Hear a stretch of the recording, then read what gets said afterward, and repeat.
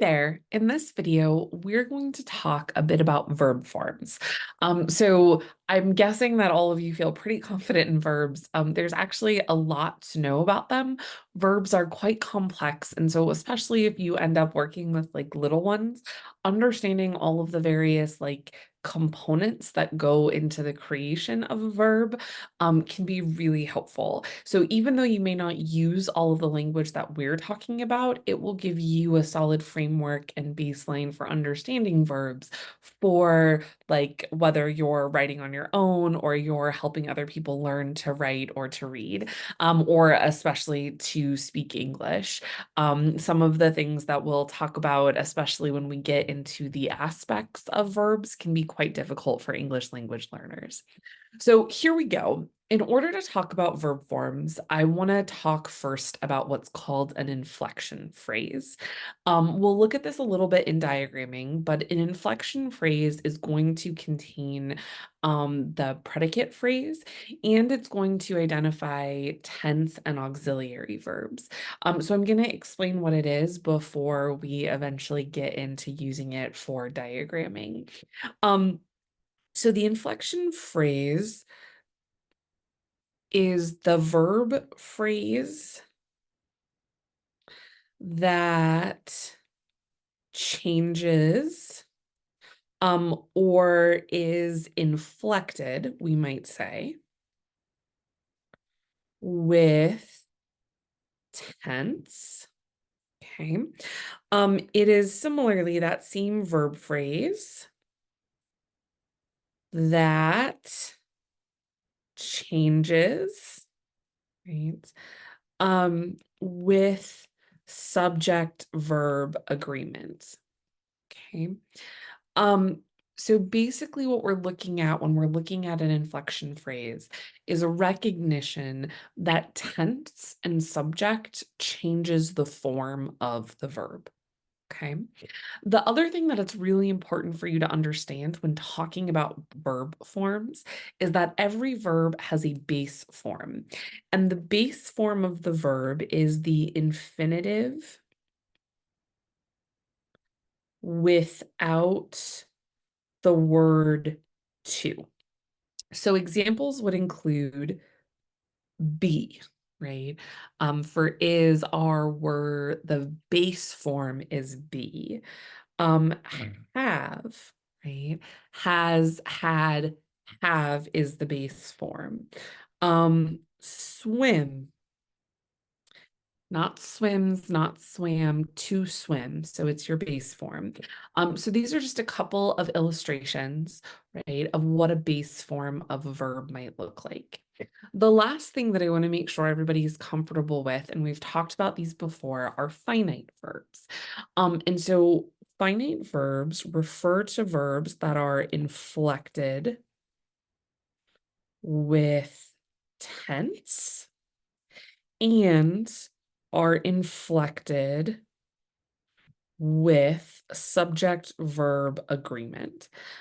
So it has to have both in order to be a finite verb. So examples of this type of verb might include, so they were, right? Were is past tense and it's plural because they is plural, right? Another illustration might be Harry Potter runs, right? Runs is present tense, and it's singular, right? So it's inflected for Harry Potter, which is the subject that it's supposed to agree with. So understanding that you have this larger form, the inflection phrase, that contains, right, various information about the verb, including the predicate phrase. Understanding what the base form is and then being able to identify finite verbs is quite important. And finite verbs even include verbs such as, let's see, the cat is eating, right? Is eating is a finite verb. Um, it is still present tense and it is singular, right? But it has a different aspect. So the only verb in this construction that has tense is. Is a present tense singular form of the verb to be, but here it's functioning as an auxiliary verb. So we're going to talk in a little bit more detail about what that means. So there are two main forms of finite verbs. Okay. And those are synthetic and periphrastic. So I'm sure that probably at some point you've heard these words before. I'm just guessing not in relationship to verbs. You never have to use them again. You just need to have an understanding that verbs exist in different ways. And so we're going to talk about these finite forms. So the synthetic form is pretty straightforward. It is a single word form. Okay. So learned, right? Ran, swims. These are all synthetic forms because they are single finite verbs, right? I learned, I ran, she swims. So these would all be synthetic forms of verbs. Periphrastic verbs are a little bit different. So these are going to be multi-word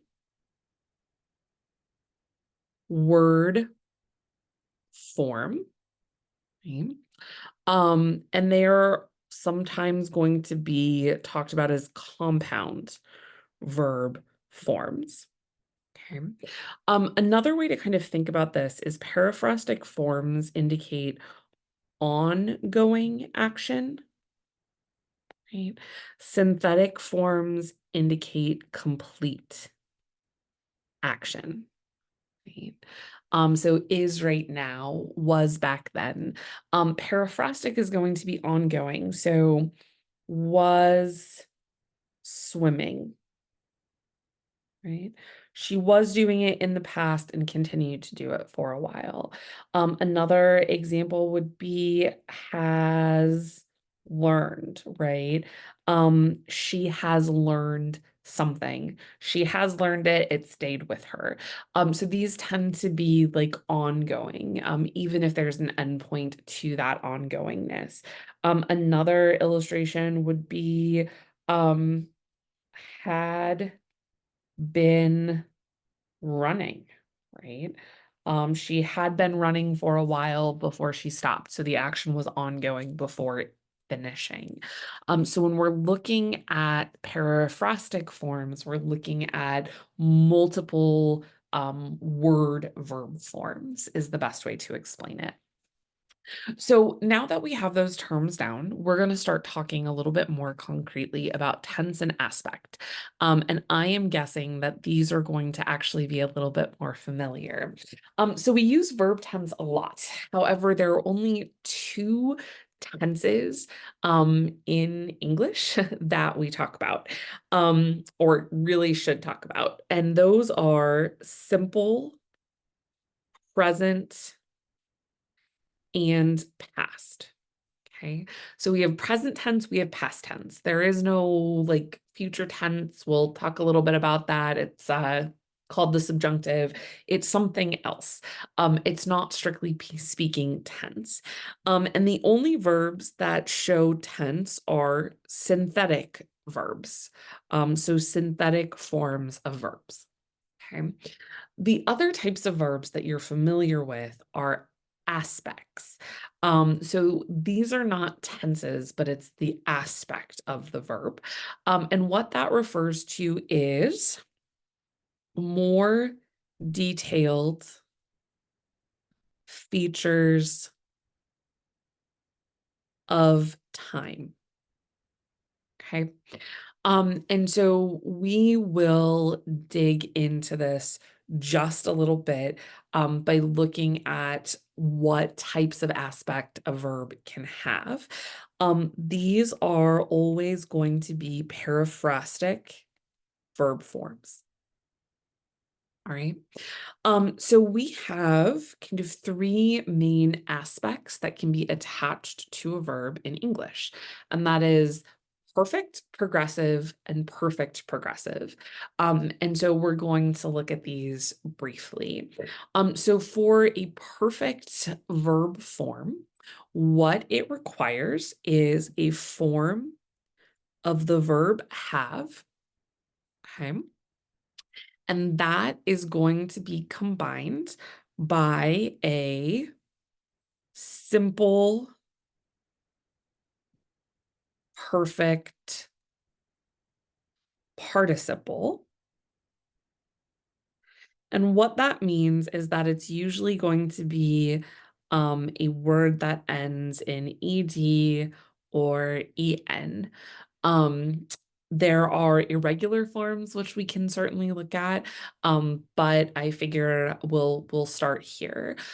So an example of this might be something along the lines of has taken, right?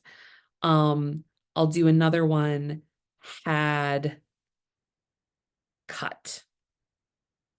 Okay. So she has taken, they had cut their hair. These are perfect forms, and perfect forms tend to indicate three different things in terms of meaning. So the first thing that it can indicate is that something happened in the past, but it remains relevant in the present. It could be something that happened in the past, but with present results. Okay. Or it could be something that happens in the past, but continues into the present. All right. So this is the perfect aspect. We might combine the aspect with tense. So for instance, if we say has taken, it would be present perfect because has is present tense and it matches the subject of a sentence, right? If we said had cut, it would be past perfect because had is past tense. So progressive then is going to be a form of the verb be with the active participle. And what that means is that it's a verb ending in ing. Okay. Examples would include was baking, right? Are, let's say, looking.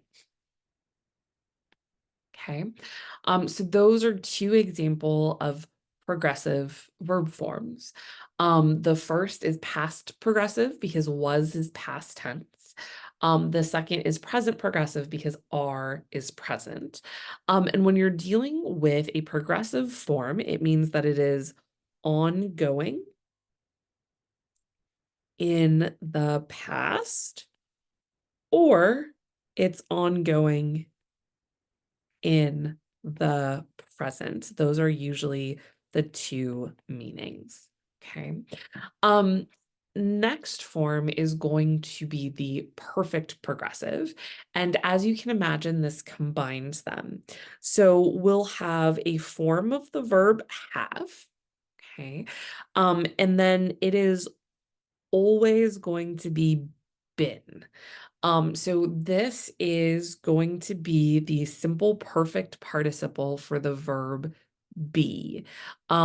So been is that participle.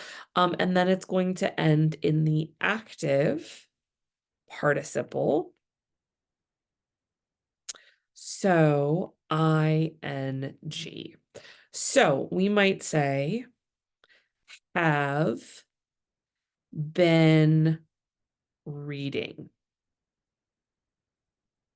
Okay. Um, I'll move it over just a smidge. Another form might be had been diving. Okay. So the first is present perfect progressive, the second is past perfect progressive. And when we're dealing with a perfect progressive form, it is an action that has started in the past, but is continuing um, to present moment. Okay. Another form might be started, but continuing to a different past moment. Okay. Um, So these are the three aspects that we have. There's a difference, once again, between aspect and tense. And you'll notice that even in these periphrastic forms where there are these multiple words, only one of those verbs actually has clear tense and subject-verb agreement. So that's going to be a little bit probably different from the way that we're used to thinking about verbs. I will do a different video that talks about diagramming verb forms. I think that will be helpful for getting you to think about tense and kind of aspect and how they relate. The last thing that I will note is that when we're dealing with aspects, there is always what's called an auxiliary verb. Okay. Um, and have and be are both auxiliary verbs in these instances. So they're verbs that come before the kind of main verb that help designate tense and aspect. Okay.